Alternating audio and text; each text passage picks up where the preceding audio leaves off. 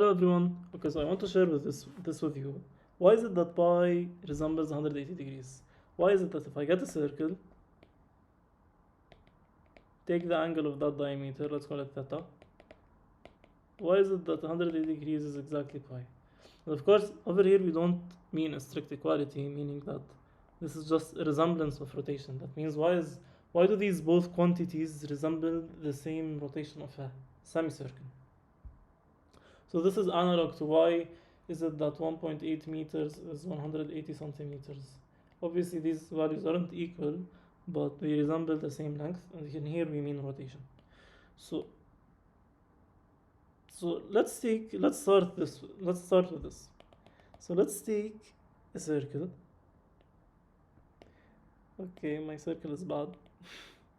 And let's take an angle theta. And let's say that this circle has a radius of 1. What I want to prove first is that theta is the arc length divided by the radius of any circle. If I can prove this, then this makes sense. How will I prove this? So first of all, let's neglect I just showed you this formula, and let's think like mathematically. Why not define for the unit circle? Why not resemble the angle theta by exactly the arc length it encompasses? So what is the arc length? Arc length is simply this arc over here. If you straighten it and measure it with a ruler, you're gonna get a length, and that is what I mean by the arc length. So now let's take the circle and scale it by m. So basically this is what we call a transformation in mathematics. So if we scale the circle by m and we take the same arc, taking the same angle, but this arc over here encompassed by the same angle, and let's call it a prime. Great. Now what I want by this transformation, we know that the new circle is of radius m, because the transformation is mapping every point on the previous circle into a new point of coordinates m times the x coordinate and y coordinate of the previous point on the previous circle. So in other words, if we have a point A over here and I have a point B over here, we're gonna map to the new circle to a point A prime and the point B prime. So if the coordinates of A is x and y, the coordinates of B will be m times x and m times y. Great. A prime. Okay, now what I want to prove is that the distance of any 2 points on the new circle will be exactly the distance of the 2 points that were mapped from the previous circle scaled by this factor m. So I want to prove, so if we take A prime and B prime, and if we take A and B, what I want to prove is that the distance between A prime and B prime is exactly m times the distance between A and B for any 2 points A and B on the previous circle. So to prove this, we simply apply the Euclidean distance. If you apply it, let's apply it quickly. So if we take the difference between the x coordinates and the y coordinates and we add them up,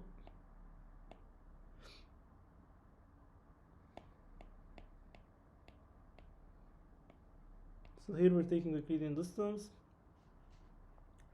of A prime and B prime, and we see here that we said that the points are scaled by m. So in here we can replace this by xa minus xb, taking a common factor of m squared outside. Similar here, we take m squared outside, we're gonna get the absolute value of m outside times square root of xa minus xb squared plus ya minus yb squared, which is exactly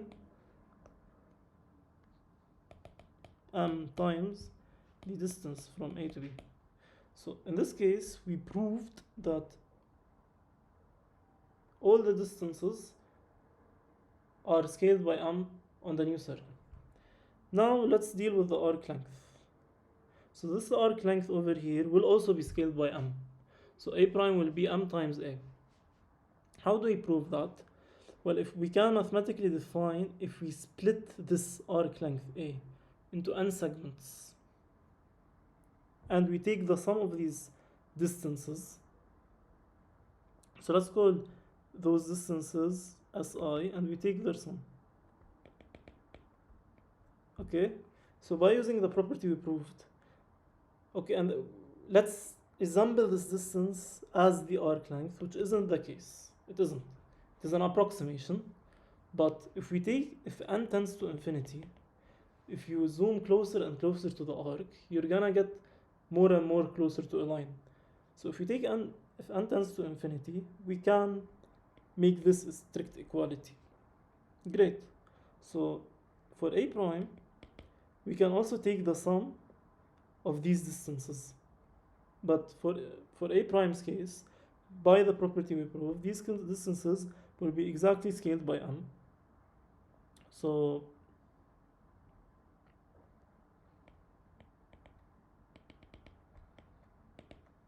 which is exactly, if you take m outside of the series, we get exactly the new arc length is m times the old arc length. Now getting back to the previous formula, so for the unit circle, we had theta is arc length. This is what we agreed upon. Why not? For the new circle, we have theta prime, but we know that it doesn't make sense to also resemble it for the new circle of radius m by the arc length. Why is that?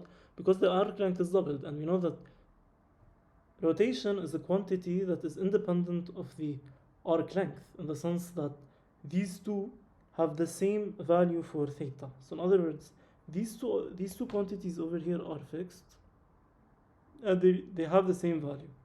So in other words, and we proved over here that the arc length of the new circle is scaled by m. So what we can do to resolve this is simply divide this by m, which is the radius of the new circle. So we had a unit circle of radius 1, we scaled it by m. So we're dividing by the resultant circle's radius, which is m. And thus, we have a constant quantity resembling rotation.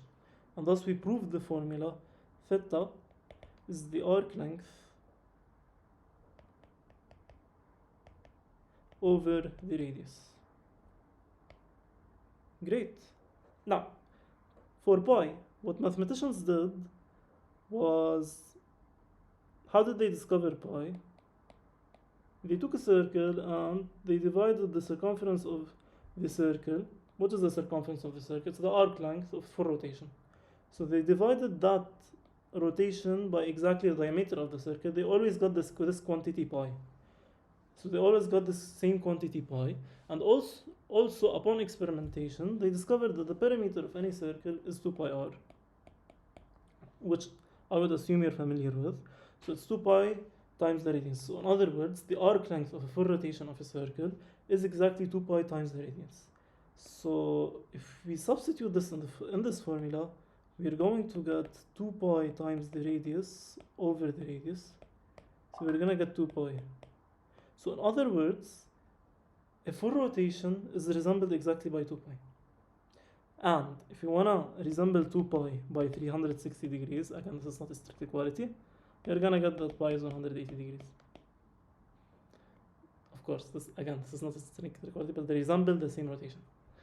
And I hope you enjoyed this.